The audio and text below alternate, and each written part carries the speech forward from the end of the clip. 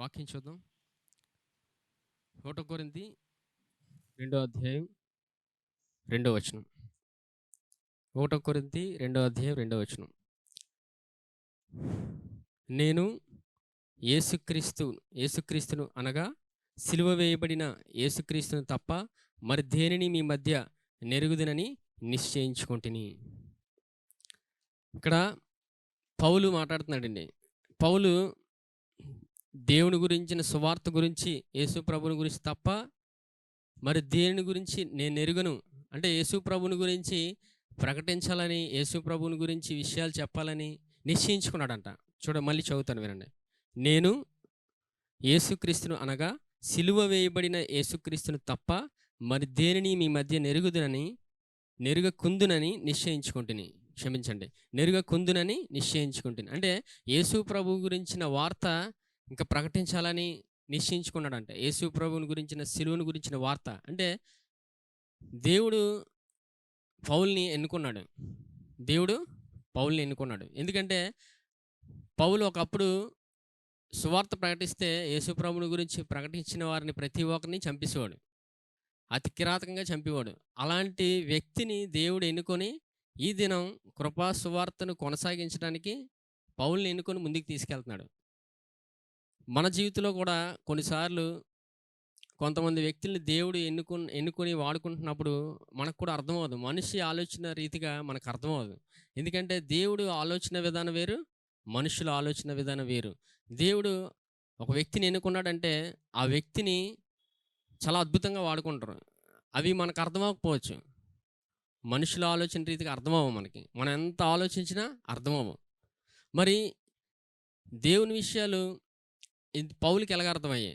పౌలుకి ఏ విధంగా అర్థమయ్యాయి? ఒక సాధారణమైన మనిషి దేవుని విషయాలు ఎంత అద్భుతంగా, పత్రికలన్నీ చదివితే చాలా అద్భుతంగా ఉంటాయి. ప్రతి పత్రికలోని యేసు ప్రభుని గురించిన సువార్త వివరణ చాలా అద్భుతంగా ఉంటుంది. ఇది మనిషి జ్ఞానం కాదు, దేవుడి జ్ఞానం. అలాంటి జ్ఞానం పౌలుకి దేవుడు బోధించాడు. మనం కూడా చాలాసార్లు బైబిల్ చూస్తాం, చదువుతుంటే మనకేం అర్థం అవ్వదు. ఎంతమందికి అర్థమవుతుంది ఏంటి బైబిల్? ఎంతమందికి అర్థమవుదు బైబిల్? ఎంతమందికి అర్థమవుదు? ఓకే, ప్రశ్న తప్పుగా అడిగాను. ఎంతమందికి బైబిల్ అర్థం అవ్వట్లేదు? అర్థమవుదు. ఎందుకంటే మనిషి జ్ఞానంతో మనం చదివినప్పుడు బైబిల్ అర్థమవుదు. చాలామంది చదువుతుంటారు, బైబిల్ చదువుతుంటారు, రోజంతా చదువుతారు, 2 రోజులు అవుతుంది, నెల అంతా ఏమి అర్థమవుదు. ఎంత చదివినా అర్థమవుదు. ఎందుకు అర్థమవుదు అంటే చూడండి, అంటే ఎలా అర్థమవుతుందో చెప్తాను, ఎందుకు అర్థమవుతుంది కాదు. చూడండి, అదే 2వ అధ్యాయం 10వ వచనం. మనకైతే దేవుడు వాటిని తన ఆత్మ వలన బయలుపరిచి ఉన్నాడు. ఎవరి వలన బయలుపరిచాడమ్మా? ఆత్మ వలన. పరిశుద్ధాత్మ వలన మాత్రమే వాక్యము అర్థమవుతుంది. మన వ్యక్తిగతంగా ఎంత ఆలోచించి దేవుని కోసం తెలుసుకుందామన్నా, ఎంత ట్రై చేసినా అర్థమవుదు. కొన్ని అర్థమవచ్చు, దేవుడు వరం ద్వారా కొన్ని అర్థమవుతాయి. కానీ పరిశుద్ధాత్మ బోధించే విధానం, పరిశుద్ధాత్మను నేర్పించే విధానం చాలా అద్భుతంగా ఉంటుంది. అందుకు ఎప్పుడైనా వాక్యం చదువుతున్నప్పుడు మీరు పరిశుద్ధాత్మ దేవుడిని అడిగితే నిశ్చయంగా ప్రతి మాట అర్థమవుతూనే ఉంటుంది. దేవుడు వాక్యంలో పెట్టిన జ్ఞానం పరిశుద్ధాత్మను బోధిస్తే చాలా అద్భుతంగా ఉంటుంది. హల్లెలూయా. అందుకు ఎల్లప్పుడూ పరిశుద్ధాత్మ దేవుడిని అడిగితే ప్రతి మర్మం ఆయన చెప్తాడు. ఆయన తర్వాత పరిశుద్ధాత్మ దేవుడు ఎక్కడికి వెళ్ళాలో చెప్తాడు. ఒకవేళ ఇంకా పరిశుద్ధాత్ముడు స్వరం నాకు అర్థమవట్లేదు, అప్పుడు పరిశుద్ధాత్మ దేవుడు నడిపింపులో ఏ వ్యక్తి దగ్గరికి వెళ్ళాలో, జ్ఞానంతో నింపబడిన వ్యక్తుల దగ్గరికి ఆయన పంపిస్తాడు. ఆ సమయంలో వెళ్ళినప్పుడు మనకు జీవితంలో అర్థమవున ప్రతి ప్రశ్నకు పరిశుద్ధాత్ముడు ఆ వ్యక్తిని వాడుకొని మనకి బోధిస్తాడు. పరిశుద్ధాత్మను నడిపింపే విధానాలు రానున్న దినాల్లో దేవుడు నేర్పించిన విధానం మేరకు పరిశుద్ధాత్ముడు ఇంకా రానున్న దినాల్లో ఆయన ఏమి నిర్ణయించిపోయిన సంఘం కొరకు ఏమి అద్భుతమైన మర్మములు ఇవ్వబోతున్నాడో రానున్న దినాల్లో చూద్దాం. సరే చూడండి, మళ్ళీ చదువుతాను.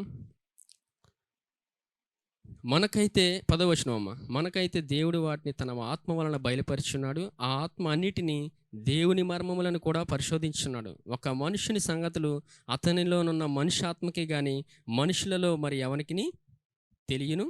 అలాగే దేవుని సంగతులు దేవుని ఆత్మకే గాని మరి ఎవరికి తెలియవు. చూసారా, దేవుని సంగతులు దేవుని ఆత్మకి తెలుస్తుంది. మనిషి ఆత్మకి మనుషులుగా మనకున్న జ్ఞానం సరిపోదు. అదే పౌలు రాస్తున్నాడు ఇక్కడ.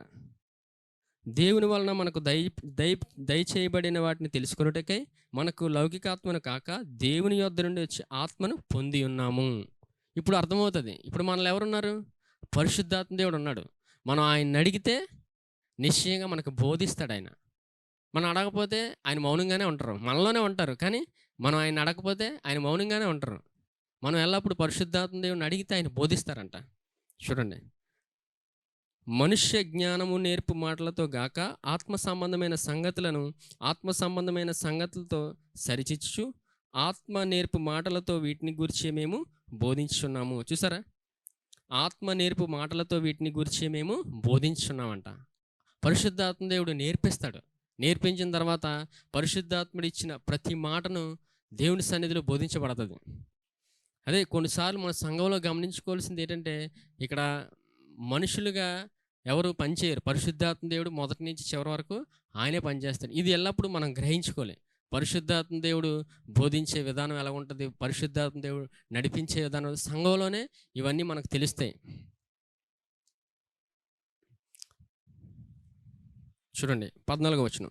ప్రకృతి సంబంధి అయిన మనుష్యుడు దేవుని ఆత్మ విషయములను అంగీకరింపడు, అవి అతనికి వెర్రితనముగా ఉన్నవి. చూసారా, ప్రకృతి సంబంధి అయిన మనుష్యుడు అంట.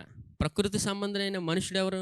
బయట అంటే ఇంకా సంఘ విషయాలు తెలియదు, దేవుడు ఎవరో తెలియని మనిషి. ఆ మనిషికంట దేవుని విషయాలు వెర్రితనంగా ఉంటాయంట. ఆ మనిషికి దేవుడి విషయాలు వెర్రితనంగా ఉంటాయి. యేసు ప్రభువుని అంగీకరించిన మనుషులకి ఎలా ఉంటుంది? దేవుడి మాటల కోసం చెప్తుంటే, ప్రభు నీ కోసం ప్రాణం ఇచ్చాడు, నిన్ను రక్షించాడు, ఆయన నీ కోసం వచ్చాడు, నీ ప్రతి పాపాన్ని ఆయన క్షమించి ఆ పరలోక రాజ్యాన్ని నీకు ఇచ్చాడంటే, యేసు ప్రభువుని అంగీకరించిన మనిషికి ఎలా ఉంటుంది? వెర్రితనంగా ఉంటుంది, హేళన చేస్తారు. పరలోక రాజ్యాన్ని, స్వర్గాన్ని నీకు ఉచితంగా ఇచ్చాడంటే ఆ మనిషికి అర్థం అవట్లేదు.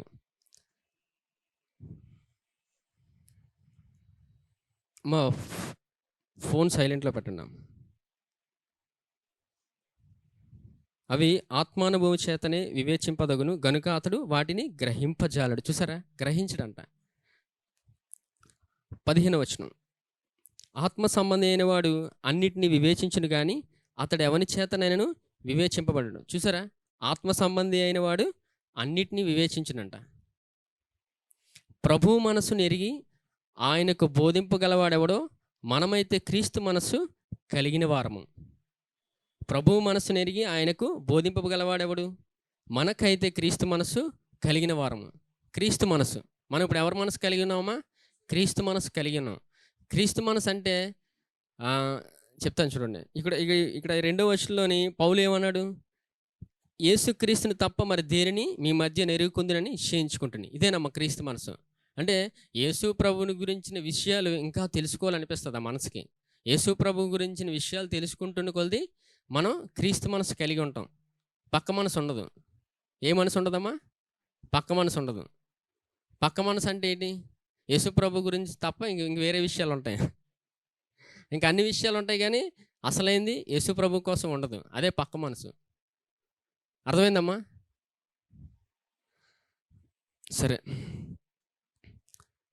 ఇప్పుడు సిలువను గురించిన వార్త తెలియని ప్రజలకి వెర్రితనంగా ఉంది. అసలు సిలువ కార్యంలో మనం కూడా అనుకుంటాం, బయట వాళ్ళే కాదు, సంఘంలో ఉన్న వాళ్ళు కూడా, అరే ఏముంది సిలువను గురించిన వార్త ఏముంది, ఆయన సిలువలోని మనందరి పాపముల కొరకు చనిపోయాడు, మామూలు సిలువలో 3 మేకులు వేశారు కదా, ఇది నాకు తెలుసు అని సంఘంలో మనం కూడా కొన్నిసార్లు అంత సులువుగా ఆ మాట పలికి వెళ్ళిపోతాం. ఇంకేముంది సిలువ కార్యంలో అనే ముందుకు వెళ్ళకుండా అక్కడితో అయిపోతాం. ఎంతమంది అయిపోయారు? కొన్ని సందర్భాల్లో మనం అందరం ఆగిపోయిన వారం. ఎందుకంటే సిలువను గురించిన వార్త అది మనకి అర్థం అవ్వక, మనం వ్యక్తిగతంగా మన జ్ఞానంతో ప్రయత్నించి తెలుసుకోలేక అక్కడితో అయిపోతాం. కానీ ఇప్పుడు దేవుడు ఏం చెప్తున్నాడు? అవి పరిశుద్ధాత్మ ద్వారానే మనం దేవుని విషయాలు తెలుసుకొని ముందుకెళ్ళగలం. చూద్దాం సిలువను గురించిన కార్యములు ఏముందో చూద్దాం. ఎఫ్ఎస్సీ పత్రిక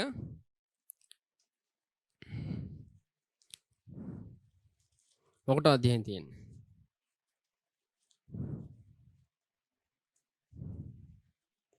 ఎఫ్ఎస్సీ పత్రిక 1వ అధ్యాయం 15వ వచనం చదువుతాను చూడండి. ఈ హేతు చేత ప్రభు అయిన యేసునందలి మీ విశ్వాసమును గూర్చి పరిశుద్ధులందరి ఎడల మీరు చూపుచున్న విశ్వాసమును గూర్చి నేను వినినప్పటి నుండి మీ విషయమై మానక దేవునికి కృతజ్ఞతాస్థుతులు చెల్లించున్నాను. మరియు మీ మనోనేత్రములు వెలిగింపబడినందున ఆయన మిమ్మల్ని పిలిచిన పిలుపు వలనైన నా నిరీక్షణ ఎట్టిదో, పరిశుద్ధులలో ఆయన స్వాస్థ్యం యొక్క మహిమైశ్వర్యం ఎట్టిదో, ఆయన క్రీస్తు నందు వినియోగపరిచిన బలాతిశయముని బట్టి విశ్వసించు మనయందు ఆయన చూపుచున్న తన శక్తి యొక్క అపరిమితమైన మహాత్మ్యము ఎట్టిదో మీరు తెలుసుకొనవలనని మన ప్రభు అయిన యేసుక్రీస్తు యొక్క దేవుడైన మహిమా స్వరూపి యొక్క తండ్రి తనను తెలుసుకొనిటి అందు మీకు జ్ఞానమును ప్రత్యక్షతను గల మనస్సు అనుగ్రహించినట్లు నేను నా ప్రార్థన యందు మిమ్మల్ని గురించి విజ్ఞాపన చేయుచున్నాను. చూసారా, పౌలు ప్రార్థన చేస్తున్నాడంట. ఏమని? ఇప్పుడు మనం విన్న విషయంలో 3 విషయాలు కనబడతాయి. ప్రాముఖ్యంగా చూడండి, మనోనేత్రములు వెలిగింపబడినందున. ఏం వెలిగింపబడ్డాయండి? మనోనేత్రములు. ఒకప్పుడు చీకటి బ్రతుకులో ఉన్న మనం దేవుడు కృప ద్వారా మన యొక్క మనోనేత్రములు పరిశుద్ధాత్మ దేవుడు వెలిగించిన తర్వాతే ఏం జరిగిందంటే చూడండి, 19వ వచనం చూడండి. మిమ్మును పిలిచిన పిలుపు వలన నిరీక్షణ ఎట్టిదో. చూసారా, ఆయన పిలిచాడు మనల్ని, ఆ నిరీక్షణ ఎట్టిదో. రెండవది, పరిశుద్ధతలో ఆయన స్వాస్థ్యం యొక్క మహిమైశ్వర్యం ఎట్టిదో, ఆయన క్రీస్తునందు వినియోగపరిచిన బలాతిశయమును బట్టి విశ్వసించు మనయందు ఆయన చూపుచున్న తన శక్తి యొక్క అపరిమితమైన మహాత్మ్యము మెట్టిదో. ఇక్కడ చూస్తే దేవుడు మనల్ని పిలుచుకొని మనకి పరిశుద్ధులతో ఆయన స్వాస్థ్యం ఇచ్చాడు. తర్వాత దేవుని శక్తి ఆయన మనకి కనబరుస్తున్నాడు. ఈ 3 విషయాలు ఈ సందర్భంలో మనకు కనబడతాయి.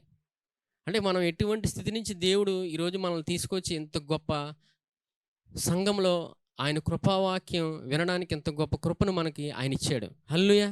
ఆ దేవాది దేవుడిని మనం ఎప్పుడు మహిమపరుస్తూ ఉండి ముందుకెళ్ళాలి. ఇక్కడ చూస్తే ప్రాముఖ్యంగా ఈ సందర్భంలో చూస్తే ప్రాముఖ్యంగా సంఘం కొరకు పౌలు రాస్తున్నాడు. అంటే మనం యేసు ప్రభువుని అంగీకరించిన తర్వాత సంఘంలో చేర్చబడతాం. సంఘం అంటే సహవాసం. సంఘం అంటే ఏంటమ్మా? సహవాసం. ఈ సహవాసంలో దేవుడు మనకి అనేక విషయాలు నేర్పిస్తాడు. సంఘంలో ఎంతగా మనం ఉండి ఒదిగి నేర్చుకుంటామో దేవుడు నేర్పిస్తూనే ఉంటాడు. చాలామంది ఒంటరిగా ఉంటారు, ఒంటరిగా ఉండి ప్రయాణం చేస్తారు. ఎంతమంది ఒంటరిగా ప్రయాణం చేశారండి? తెలియక కొన్ని సందర్భాల్లో మనం చేసాం. దీనికి ఉదాహరణ చెప్తాను చూడండి. టీవీలో వంటల ప్రోగ్రాం వస్తుంది. ఏమొస్తుందండి? టీవీలో వంటల ప్రోగ్రాం వస్తుంది. వంట చేసి బాగా ఎక్స్ప్లెయిన్ చేసి లాస్ట్ చివరిలో అలా తినేస్తారు. చూసిన వీళ్ళు ఎప్పుడు పెడతారని చూస్తారు. టీవీలో చూస్తే ఏం దొరుకుతుందండి? ఏం దొరకదు. టీవీలో వంట చేసి వాళ్ళు తిన్నారని మన ఇంట్లో వండుకోవడం మానేస్తామా? వండుకొని కుటుంబాంతా ఆనందిస్తూ తింటాం. కొంతమంది అలాగే నేను ఒంటరిగానే ఉన్నాను, నాకు అన్నీ తెలుసు, నేను ఒంటరిగానే ఇచ్చేస్తాను అంటారు. కానీ మన వ్యక్తిగతమైన విషయం వచ్చేటప్పటికి అన్నీ టీవీలో చూసిన వంట రీత్యా ఆడ చూస్తాం, కానీ మళ్ళీ ఇంటికి వెళ్ళి కుటుంబం వండించుకుంటాం. అంటే సహవాసం అనేది మన వ్యక్తిగత జీవితంలో కొనసాగుతుంది. కానీ సంఘం విషయం వచ్చేటప్పటికి సంఘము ద్వారా తన యొక్క నానా విధమైన జ్ఞానం ఇప్పుడు తెలియబడవాలని ఉద్దేశించి దేని ద్వారమ్మా? సంఘము ద్వారా. సంఘం అంటే ఎవరు? మనమే. సంఘంలో ఉంది జ్ఞానం, బయట లేదు. బయట అంత తిరిగినా జ్ఞానం దొరకదు. దేవుడు సంఘంలో పెట్టాడు. చూడండి, ఉద్దేశించి శోధింప సఖ్యము కాని క్రీస్తు ఐశ్వర్యమును అన్యజనుల్లో ప్రకటించుటకును సమస్తమును సృష్టించిన దేవుని యందు పూర్వ లోకాలము నుండి మరుగై ఉన్న ఆ మర్మమును గూర్చిన ఏర్పాటు ఇట్టిదో అందరికీ తేటపరచుటకును పరిశుద్ధులందరిలో అత్యల్పుడనైన నాకు ఈ కృప అనుగ్రహించను. చూసారా, పౌలు మాట్లాడుతున్న ప్రతి మాటలోని ఆ మాటలోనే తెలుస్తుంది ఎంత తగ్గించుకుంటున్నాడో. తనకు దేవుడిచ్చిన జ్ఞానం చాలా గొప్పది. తను బాగా చదువుకున్నప్పటికీ కృపాసువార్తను గురించిన విషయం బోధించిన తర్వాత పౌలు ఇంకా జ్ఞానం పొందుకున్నాడు. అంత జ్ఞానంతో నింపబడిన పౌలు కూడా ఆ మాట విధానాల్లో ఆ తగ్గింపు స్వభావం అనేది కనబడుతుంటుంది. దేవుని గురించిన విషయాలు తెలుస్తున్నప్పుడు ఆ వ్యక్తి పరిశుద్ధాత్మ ప్రేరణతో ఆ మాట విధానం, ఆ తగ్గింపు స్వభావం వస్తుందమ్మా. ఏ వ్యక్తికి సొంతంగా రాదు. పరిశుద్ధాత్మ వల్లనే ఆ తగ్గింపు స్వభావంలోకి అనేది సులువుగా వెళ్ళిపోతాడు. చూడండి 12వ వచనం చూడండి. ఆయన యందు విశ్వాసము చేత ధైర్యమును నిర్భయమైన ప్రవేశమును ఆయనను బట్టి మనకు కలిగి ఉన్నవి. కాబట్టి మీ నిమిత్తమై నాకు వచ్చిన శ్రమలను చూసి మీరు పడవద్దని వేడుకొనుచున్నాను. ఇవి మీకు మహిమకరములై ఉన్నవి. చూసారా, పౌలుకి సువార్త ప్రకటించిన తర్వాత ఎన్నో శ్రమలు వచ్చాయి, ఎన్నో కష్టాలు వచ్చాయి. ఒక సందర్భంలో పౌలుని సువార్త ప్రకటించినప్పుడు ఫుల్ కొట్టారు. ఎంత కొట్టారంటే చివరికి చనిపోయాడని వదిలేసి వెళ్ళిపోతారు. ఆ కొట్టిన దెబ్బలకి ఊరవతల చివరికి తీసుకెళ్ళి ఇసిరేస్తారు పౌల్ని, చనిపోయాడు అనుకుని. మళ్ళీ చక్కగా ఏమీ తగలంటే దులుపుకొని వెళ్ళిపోతుంటాడు. అంటే అర్థం ఏంటంటే దేవుని యొక్క ఆత్మ నడిపింపులో దేవుడు మనకి దెబ్బ కూడా తగలనివ్వడు. అంటే మనకి కళ్ళెదురుగా కనబడుతుంటాయి ఆ వ్యక్తిని కొట్టాడు కదా అని, కానీ ఆత్మ నడిపింపులో ఉన్న వ్యక్తికి అవేం తెలియవు. పరిశుద్ధాత్మ నడిపింపు విధానం అలా ఉంటుంది. మనుషుల రీతిగా మనం ఆలోచిస్తే అర్థమవుదు. ఎలాగైతే బైబిల్ చదివినప్పుడు మనకు అర్థమవుదో, దేవుని ఆత్మ చెప్తేనే మనకి ఎలాగైతే అర్థమవుతుందో, పరిశుద్ధాత్మ నడిపించే వ్యక్తిని కూడా ఆ మర్మమైన విషయాలు కూడా ఎవరైతే వింటున్నాడో ఆ వ్యక్తికి అర్థమవుతుంటాయి. ఆ ప్రాముఖ్యమైన విషయాలు కూడా సంఘంలో ఉన్న వ్యక్తులకి ఇంకా అద్భుతంగా అర్థమవుతాయి. ఎందుకంటే సంఘంలో పరిశుద్ధాత్మ దేవుడు అంత అద్భుతంగా పనిచేస్తాడు. హల్లెలూయా. చూడండి 13వ వచనం చూడండి. వద్దులేమ్మా, చూడండి 14వ వచనం చదువుతాను చూడండి. ఈ హేతు చేత పరలోకమునందును భూమి మీదను ఉన్న ప్రతి కుటుంబము ఏ తండ్రిని బట్టి కుటుంబం అని పిలువబడుచున్నదో ఆ తండ్రి ఎదుట నేను మోకాలిని, మీరు అంతరంగ పురుషునందు శక్తి కలిగి ఆయన ఆత్మ వలన బయలుపరచబడినట్లుగాను క్రీస్తు మీ హృదయములలో విశ్వాసం ద్వారా నివసించినట్లుగాను తన మహిమైశ్వర్యం చొప్పున మీకు దయచేయవలననియు మీరు దేవుని సంపూర్ణత యందు పూర్ణులగునట్లుగా ప్రేమయందు వేరుపారి స్థిరపడి సమస్త పరిశుద్ధతలో కూడా దాని పొడవు, వెడల్పు, పొడుగు, లోతు, ఎత్తు ఎంతో గ్రహించుకొనుటకును జ్ఞానమునకు మించిన క్రీస్తు ప్రేమను తెలుసుకొనుటకును తగిన శక్తి గలవారు కావాలని ప్రార్థించున్నాను. చివరగా ఈ అధ్యాయం అంతా సారాంశం ఏంటంటే దేవుని ప్రేమ కోసం. ఎవరి ప్రేమ కోసమ్మా? క్రీస్తు ప్రేమ కోసం పౌలు రాస్తున్నాడు. ప్రేమలో వేరుపారమంటున్నాడు. ఏ ప్రేమలో అమ్మా? మనం అనుకున్న ప్రేమ కాదు. ఏ ప్రేమ? మన ప్రేమలు కాదు. నిజమే, మనుషుల ప్రేమలో ప్రేమించుకుంటారు, ప్రేమలు ఉంటాయి, బాగుంటుంది. అది కొంతవరకే. ఒక సందర్భం వచ్చాక ప్రేమ ఇంకోలా మారిపోద్ది. అది మనుషుల ప్రేమ. ఇక్కడ మాట్లాడుతుంది క్రీస్తు ప్రేమ. క్రీస్తు ప్రేమలు ఏమంటున్నాడు? వేరుపారి స్థిరపడి సమస్త పరిశుద్ధులతో కూడా దాని పొడవు, దాని వెడల్పు, పొడుగు, లోతు, ఎత్తు ఎంతో గ్రహించుకున్నటకును. చూసారా, పౌలు అంత చక్కగా వివరిస్తున్నాడు దేవుని ప్రేమ గురించి. సారాంశాన్ని చివరికి వివరిస్తూ ప్రార్థిస్తున్నాడంట. అంటే సంఘం దేవుని ప్రేమలో ఎదగాలని, దేవుని ప్రేమ గురించి తెలుసుకొని ఇంకా ముందుకెళ్ళాలని పౌలు సంఘానికి రాస్తున్నాడు. సంఘంలో ఎందుకంటే దేవుని ప్రేమ అంత అద్భుతంగా ఉంది. దేవుడు సంఘం వల్ల అంత ప్రేమను కుమ్మరించాడు. ఒక దినాన్ని సంఘం కోసం ఆయన వస్తున్నాడు. సంఘం అంటే ఎవరమ్మా? దేవుడు దేనితో పోల్చారు? సంఘం అంటే పెళ్లి కుమార్తె. సంఘం అంటే ఎవరు? పెళ్లి కుమార్తె. చూడండి, అంటే ఇక్కడ ప్రాముఖ్యంగా సహవాసం, సంఘంలో ఉన్న సహవాసం కోసం దేవుడు మాట్లాడుతున్నాడు. అంటే సహవాసం అంటే చూడండి, సహవాసం అంటే ప్రాముఖ్యంగా భార్యాభర్తలకి బాగా తెలుస్తుంది. సహవాసం అంటే ఏంటి? భార్యాభర్తలకు తెలుస్తుంది. చాలామంది పెళ్లి చేసుకున్న తర్వాత పిల్లలు కావాలంటారు. పెళ్లి చేసుకునే వెంటనే పిల్లలు కావాలి అంటే భార్యాభర్తలుగా వాళ్ళు జీవితంలో సహవాసంలో ముందుకెళ్ళాలి. పిల్లలకి అనే విషయంలో కాదు, సహవాసంలో ముందుకెళ్ళాలి. పిల్లలు అనేది దేవుడిచ్చి బహుమానం. పిల్లలు అనేది దేవుడిచ్చిన బహుమానం. సహవాసంలో భార్యాభర్తలు ముందుకెళ్తున్న కొలది అర్థమవుతాయి అన్నీ. ఇది తెలియక జీవితంలోకి, భార్యాభర్తల జీవితంలోకి అనేక మందికి ఎంటర్ అవుతుంటారు తెలియక. పిల్లలు ఎవరిస్తారమ్మా? దేవుడిచ్చిన బహుమానం. అందుకు సహవాసంలో ముందుకెళ్తున్న కొలది దేవుడి విధానాలు అర్థమవుతాయి. సరే, ఇంకా సంఘం కోసం అంటే ఇప్పుడు చూద్దాం. సంఘం కోసం యేసుప్రభు వారు ఏం మాట్లాడారో చూద్దాం. యోహాను సువార్త 17వ అధ్యాయం తీయండి.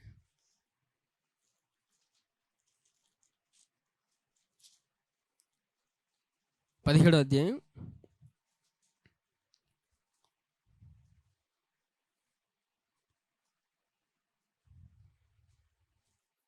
22వ వచనం చూద్దాం చూడండి. మనము ఏకమై ఉన్నలాగున వారును ఏకమై ఉండవలనని నీవు నాకు అనుగ్రహించిన మహిమను నేను వారికి ఇచ్చి తిని. చూసారా, యేసు ప్రభు వారు ప్రార్థన చేస్తున్నారు తండ్రికి. ఏమిచ్చారమ్మా సంఘానికి? చెప్పండి. మహిమనిచ్చారు. మళ్ళీ చదువుతాను వినండి. అర్థం అవ్వలేదు, నాకు అర్థమైంది. మనము ఏకమై ఉన్నలాగున వారును ఏకమై ఉండవలనని నీవు నాకు అనుగ్రహించిన మహిమను నేను వారికి ఇచ్చి తిని. వారునంటే ఎవరు? సంఘం. సంఘానికి ఆయన మహిమనిచ్చారు. సంఘానికి ఏమి ఇచ్చారు యేసుప్రభు వారు? మహిమనిచ్చారు. ఇప్పుడు చాలామంది చూడండి, ఏం వద్దులే, నాకు సహవాసం వద్దు, నా దగ్గర చాలా డబ్బు ఉంది, నాకు చాలా ఆస్తులు ఉన్నాయి, నేను ఈ భూమి మీద చాలా సులువుగా బతకగలనని ట్రై చేస్తుంటారు కొంతమంది. ఒంటరిగా బ్రతికే జీవితంలో ఆస్తులు, ఇంకా ఒంటరిగా ఉన్నప్పుడు అందంగా ఉన్నారనుకో, ఇంకా అందము, డబ్బు, ఐశ్వర్యము ఉన్నప్పుడు ఇంకెవరు వద్దనుకుంటారు. ఎందుకంటే వారు డబ్బుని అతిగా ప్రేమించినప్పుడు వారికి జీవితంలో ఏం దొరకదు. ఆ ఒంటరి ప్రయాణంలో ఏమీ దొరకదు. చూద్దాం, యేసు ప్రభు వారు ఇంకా ఒంటరిగా వెళ్ళే ఒక వ్యక్తి కోసం మాట్లాడారు. చూద్దాం, తీయండి. లూకా సువార్త 12వ అధ్యాయం 16వ వచనం.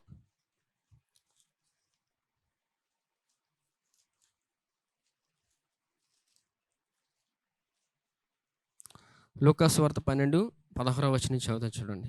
మరియు ఆయన వారితో ఈ ఉపమానం చెప్పెను. ఒక ధనవంతుని భూమి సమృద్ధిగా పండెను. అప్పుడు అతడు, నా పంట సమకూర్చుకొనుటకు నాకు స్థలము చాలదు కనుక నేనేమి చేతునని తనలో తాను ఆలోచించుకొని, నేను ఇలాగ చేతును, నా కొట్లు విప్పి వాటికంటే గొప్ప వాటిని కట్టించి అందులో నా ధాన్యమంతటిని, నా ఆస్తిని సమకూర్చుకొని, నా ప్రాణముతో ప్రాణమా, అనేక సంవత్సరములకు విస్తారమైన ఆస్తి నీకు సమకూర్చబడి ఉన్నది, సుఖించుము, తినుము, త్రాగుము, సంతోషించుమని చెప్పుకొందును అనుకున్నాను. అయితే దేవుడు, వెర్రివాడా, ఈ రాత్రి నీ ప్రాణమును అడుగుచున్నారు, నీవు సిద్ధపరచినవి ఏమగునని అతనితో చెప్పెను. దేవుని యెడల ధనవంతుడు కాక తన కొరకే సమకూర్చుకొనివాడు అలాగుననే యుండునని చెప్పెను. చూసారా ఏటమ్మాయి సందర్భం? ఒక వ్యక్తి ధనవంతుడు, ఇంకా జీవితంలో కావాల్సినవన్నీ ఉన్నాయి, అన్నీ సంపాదించుకుంటున్నాడు. సంపాదించుకొని ఇంకా చెప్తున్నాడు, తినుము, త్రాగుము, సంతోషించమని అనుకుంటున్నాడు లోపల. ఎంతమంది ఉన్నారమ్మా? ఒక వ్యక్తి, 100 మంది ఉన్నారు అక్కడ? ఒక వ్యక్తే. ఒంటరి ప్రయాణంలో ఆస్తులు, ధనభోగం పెరిగిపోయినప్పుడు ఇంకా మనిషికి ఇంకా డబ్బు వ్యామోహంలో పడి ఇంకా ప్రాణంతో మాట్లాడుతున్నాడంట, తినుము, త్రాగుము, సంతోషించమని.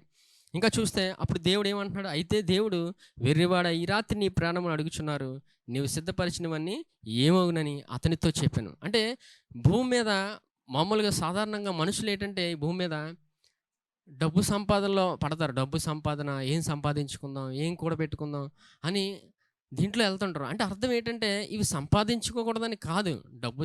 ఈ సందర్భాన్ని బట్టి కొంతమంది మాట్లాడతారు.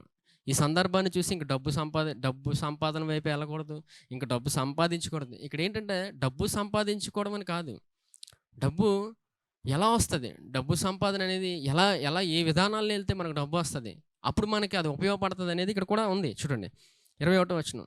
దేవుని ఎడల ధనవంతుడు కాక. చూసారా? దేవుని ఎడల ధనవంతుడు కాక అంటే అర్థం ఏంటంటే దేవుడు సంఘంలో మనం ఉన్నప్పుడు, దేవుడు విధానాల్లో మనం వెళ్ళినప్పుడు ఆస్తులు, ఐశ్వర్యాలు అనేవి వస్తాయమ్మా. సంఘంలో అనేది ఒక భాగం. అంటే సంఘంలో ఏముంటుందంటే సంపూర్ణత ఉంటుంది. ఏముంటుంది? పరిపూర్ణత ఉంటుంది సంఘం ఎప్పుడు. ఎందుకంటే సంఘంలో పరిపూర్ణత అనేది కూడా ఈ డబ్బు అనేది, ఐశ్వర్యం ఒక భాగం. అంటే ఈ ఒక్క దీనికోసమే మనిషి ప్రయాసపడుతుంటాడు. సంఘంలో దేవుడు తన యొక్క మహిమతో మనిషిని దీవించి ఆశీర్వదించి దేవుడికి ఎన్నో ఫలించి అభివృద్ధి చెందాలని దేవుడు అనుకుంటున్నాడు. కానీ మనిషి ఒక్కటి పట్టుకొని ఇంకా ఒంటరిగా బ్రతికే జీవితం ఎలా ఉంటుంది? ఇలాగే ఉంటుంది. ఒంటరిగా బ్రతికే జీవితంలోకి జ్ఞానం ఉండదు, ఎవరు మాట్లాడే ఒక వ్యక్తి ఉండడు. ఎందుకంటే వాళ్ళు కూడా ఇష్టపడరు. ఒంటరిగా వెళ్ళిపోతున్న కొలది ఒక టైం వచ్చాక ఎవరితో మాట్లాడడానికి ఇష్టపడరు. అలాంటి విధానాల్లో మనం ఉండకుండా సంఘంలో ఎప్పుడైతే ఉంటామో దేవుని మహిమను చూస్తాం. ఎందుకంటే దేవుడు సంఘంలో అంత గొప్ప మహిమను ఇచ్చాడు. యేసుప్రభు వారు చెప్తున్నారు తండ్రితో మాట్లాడుతూ, మనము ఏకమై ఉన్నలాగున వీరును ఏకమై ఉంటారు. అంటే అర్థం ఏంటి? సంఘం కోసం యేసుప్రభు వారు మాట్లాడుతున్నారు. అంటే సహవాసంతో ఎప్పుడైతే ఏకమై ఉంటామో సంఘంలో దేవుడు ఇచ్చిన ఆ గొప్ప మహిమను మనం ప్రతిదినం అనుభవిస్తాం. హల్లెలూయా. ఇంకా చూద్దామమ్మా. దేవుని మహిమ గురించి, దేవుని మహిమ ఎలా ఉంటుందో చూద్దాం. సంఘంలో ఉన్నప్పుడు దేవుని మహిమను ఎలాగో, సమాజంలో, సమాజ మందిరాల్లో అప్పుడు సమాజ మందిరంలో కొత్త నిబంధనలో యేసుప్రభు వారు వెళ్ళినప్పుడు అద్భుతములు ఎలాగా ఆయన చేశారో చూద్దరు ఒకసారి. మత్తయి సువార్త 12వ అధ్యాయం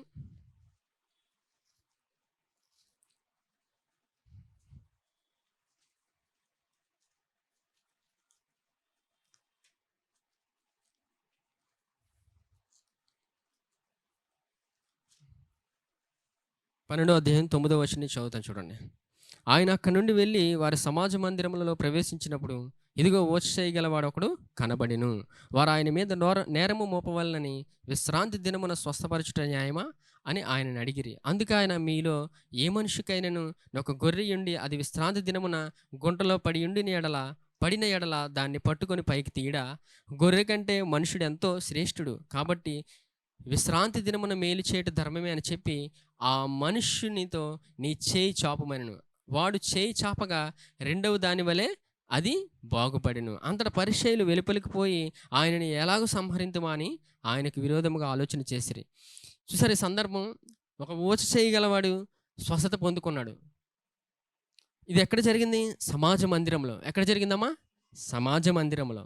సమాజ మందిరం అంటే ఏంటి? సహవాసంగా కూడుకునే ఒక స్థలం. సహవాసంగా కూడుకున్నప్పుడు దేవుని సన్నిధిలో ఆయన మహిమ బయలుపరచబడుతుంది. దేవుని మహిమ ఉంటుంది సంఘంలో. సంఘంలో ఎవరు ఉంటారమ్మా? దేవుని మహిమ. ఒక ఊచ చేయగల వ్యక్తిని స్వస్థత పొందుకొని దేవుని మహిమపరిచాడు. అంటే అర్థం ఏంటి? దేవుని సంఘంలో మనం ఉంటున్నప్పుడు దేవుని మహిమ మనం చూస్తాం. ఇప్పుడు చాలామంది అనుకుంటారు ఏమంటే, నేను సంఘంకి, మీరు చెప్పారు నిజమేనండి, సంఘంకి నేను వస్తున్నాను, నన్ను ఎవరు పట్టించుకోవట్లేదు, నన్ను ఎవరు పలకరించట్లేదు అంటే ఈ ఆలోచన విధానంలోని వెళ్తున్నాం.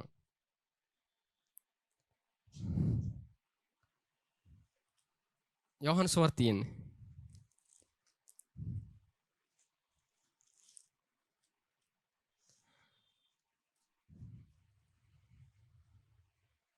ఒకటో అధ్యాయం నుంచి చదువుతాను చూడండి. 1వ వచనం. ఆది యందు వాక్యం ఉండెను, వాక్యము దేవుని యొద్ద ఉండెను, వాక్యము దేవుడై ఉండెను. ఆయన ఆది యందు దేవుని యొద్ద ఉండెను, సమస్తమును ఆయన మూలముగా కలిగెను. ఆది యందు ఎవరున్నారమ్మా? ఆది యందు వాక్యం ఉండెను, వాక్యము దేవుడై ఉండెను, వాక్యము దేవుడై ఉండెను.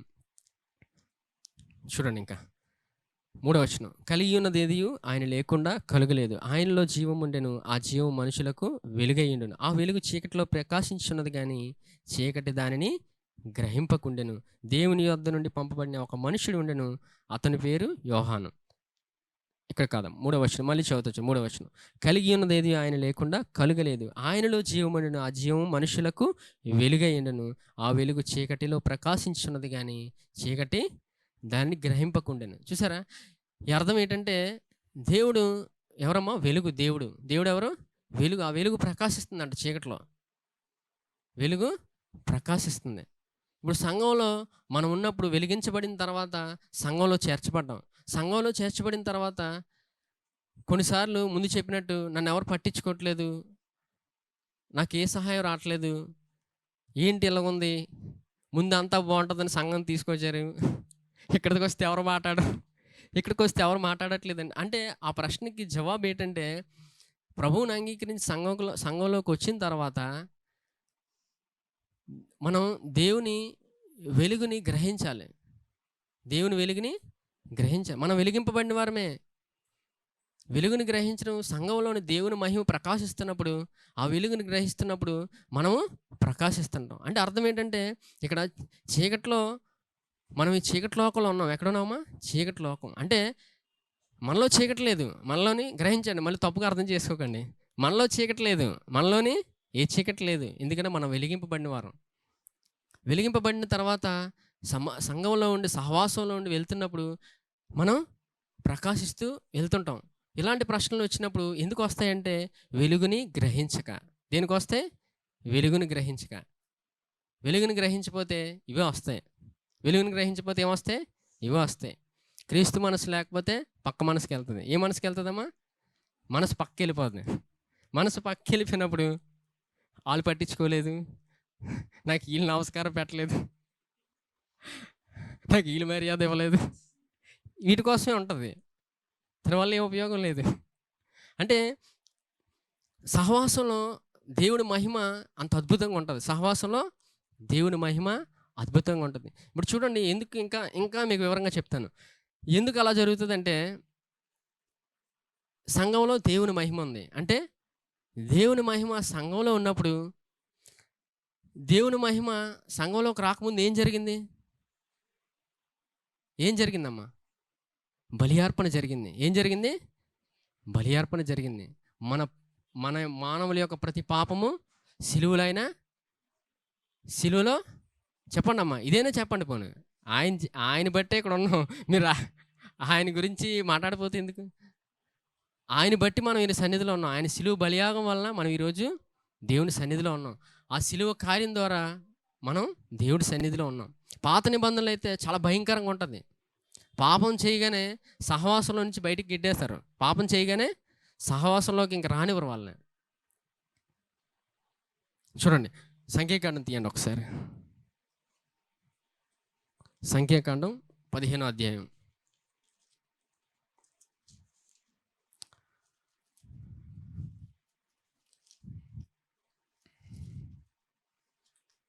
సంఖ్యాకాండం 15వ అధ్యాయం చూడండి. 15వ అధ్యాయం 30వ వచనం.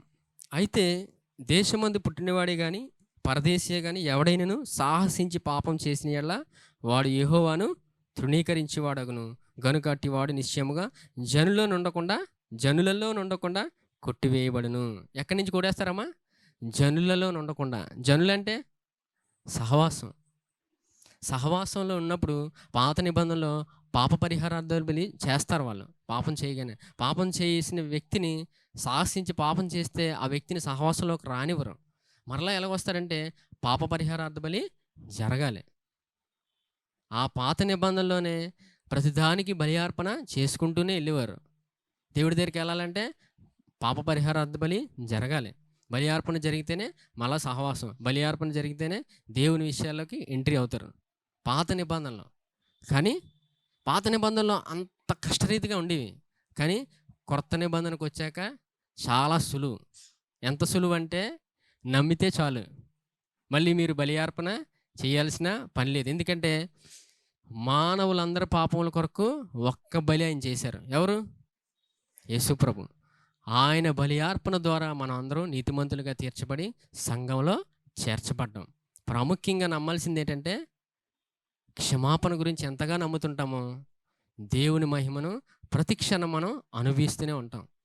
క్షమాపణ గురించి తెలుస్తున్న కొలది ఇంకా క్రీస్తుని గురించిన మాటలు తప్ప ఇంకా వేరే మాటలు రావు. ఎందుకంటే దేవుని క్షమాపణ అంత అద్భుతంగా ఉంటుంది. ఆయన కోసం వింటున్న కొలది ఇంతగా మనల్ని ప్రేమించాడని అర్థమవుతుంటుంది, ఇంతగా మనల్ని క్షమించాడని అర్థమవుతుంటుంది. దేవుని క్షమాపణ అర్థమైతే సహవాసంలో ఉండడానికి ఇంకా పరిగెడతాం. నేను ఈరోజు రాలేను, నేను రేపు రాలేను అని ఉండదు.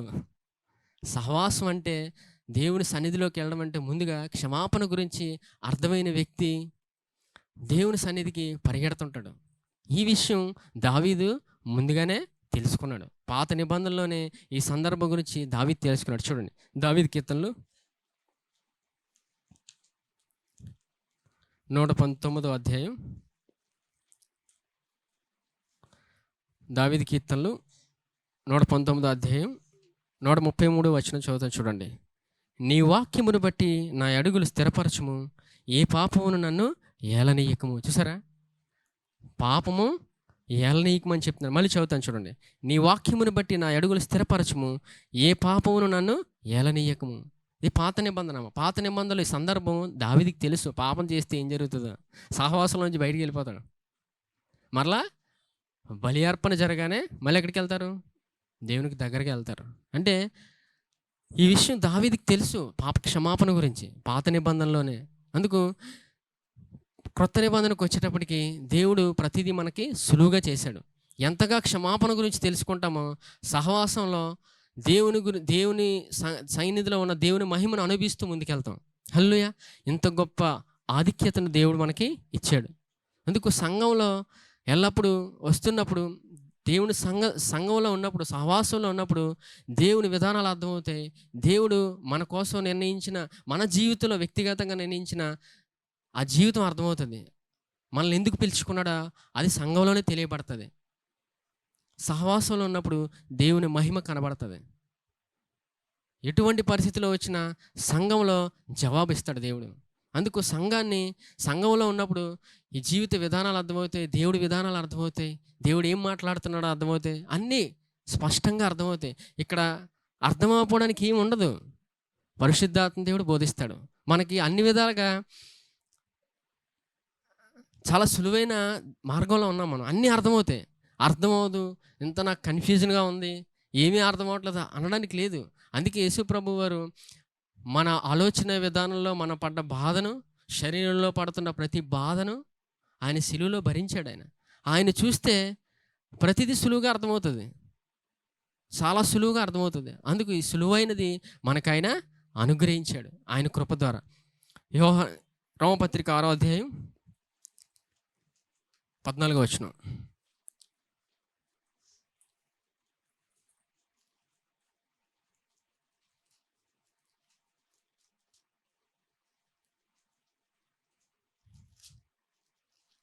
ఆరు 14. మీరు కృపకే గాని ధర్మశాస్త్రమునకు లోనైన వారు కారు గనుక పాపము మీ మీద ప్రభుత్వము చేయదు. హల్లెలూయా. ఎవరు ప్రభుత్వం చేయరమ్మా? పాపం ప్రభుత్వం చేయదు. మనము కృపకే గాని ధర్మశాస్త్రమునకు లోనైన వారు కాము. అంటే దేవుని, ఇప్పుడు మనం కృప కింద ఉన్నప్పుడు మన మీద ప్రభుత్వం ఎవరు చేస్తారు? దేవుని కృపే. ఆయన కృప ద్వారా మనం నీతిమంతులుగా తీర్చబడ్డాం. ఆయనే మనల్ని నడిపిస్తాడు.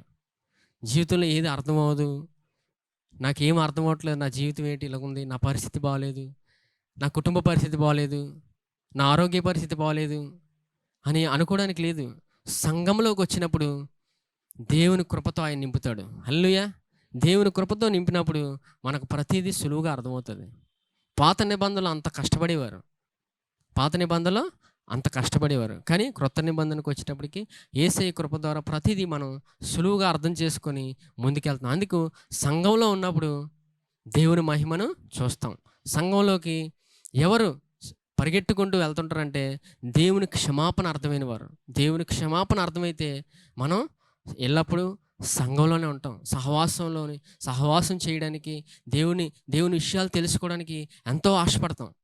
వాటి గురించిన మనసు తప్ప ఇంకా ప్రక్క మనసు ఏమీ ఉండదు. అంత గొప్ప కృపను దేవుడు ఆయన సంఘంలో పెట్టాడు. సంఘం ద్వారా ఈ మహిమ ఈ ప్రపంచానికి ఇప్పటికీ వెళ్తూనే ఉంటుంది.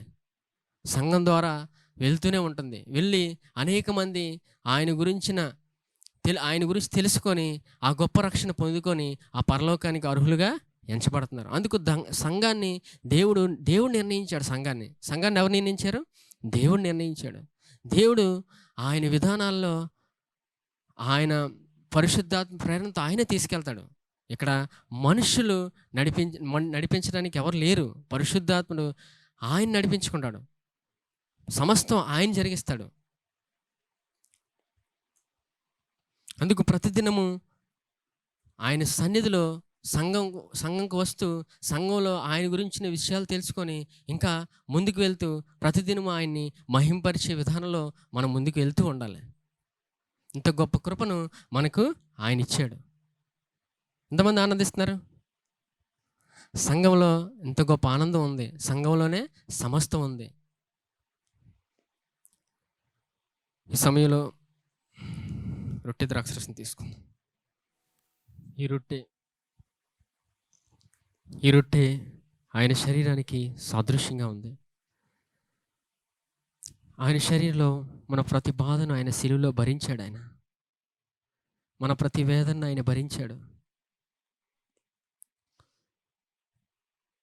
నన్ను ఎవరు పట్టించుకోవట్లేదు, నా పరిస్థితి బాగోలేదు, నా ఆరోగ్య స్థితి బాగోలేదు, నన్ను ఎవరు పట్టించుకోవట్లేదని ఏ రోజు మనం అనుకోకూడదు. ఎందుకంటే ఆయన పట్టించుకుంటున్నాడు కాబట్టి ప్రతిదినము ఆయన మహిమను చూపిస్తూనే ఉంటాడు. ఆయన చూస్తున్న కొలది ఆయన మహిమను పొందుకొని మనం ముందుకెళ్తాం. అందుకు ఆయన పొందిన దెబ్బల వల్ల నాకు స్వస్థత కలుగుచున్నదని నమ్మి తీసుకోండి.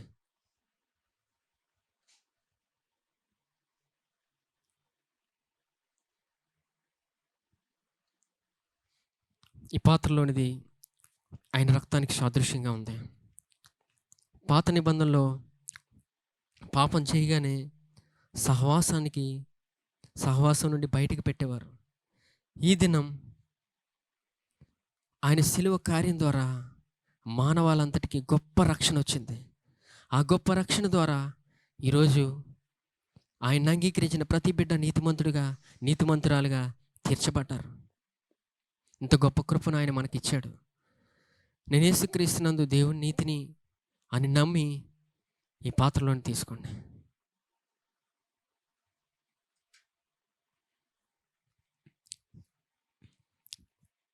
పరిశుద్ధుడైన తండ్రి, మీకు వందనాలు. దేవ బిడ్డలందరినీ జ్ఞాపకం చేస్తున్నాను నాయన. దేవ మా అందరితో మాట్లాడినందుకు వందనాలు నాయన. సహవాసం గురించి మీరు మాట్లాడిన విధానం బట్టి వందనాలు. అవునయ్యా, సంఘంగా మేము కూడి ఉన్నప్పుడు మీ మహిమను మేము చూస్తాం నాయన. వచ్చి చేయగల వ్యక్తి మీ సన్నిధిలో ఉన్నప్పుడు గొప్ప అద్భుతాన్ని చూశాడు నాయన.